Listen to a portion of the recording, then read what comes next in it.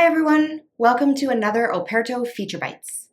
We often talk about how we give real-time visibility to our customers about where their staff are throughout the day. Let's talk a little bit about how we do that.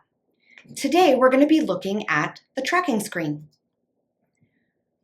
On the tracking screen, we're able to see which staff are working that day by the highlighted green lines.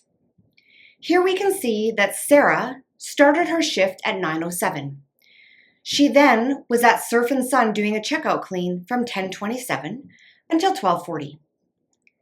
We can also see down here that Jimmy's at work.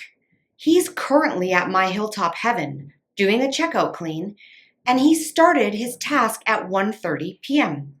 So he's currently been there for 7 minutes. This task is estimated to take him between 3 and 3.5 hours. So we know that he should probably be done around 4 or 4:30. This can be very handy for updating guests about the approximate time of when their unit should be ready, or even just keeping an eye on how the day is progressing. If you'd like to learn more about Operto Teams or any other products, reach out to us today.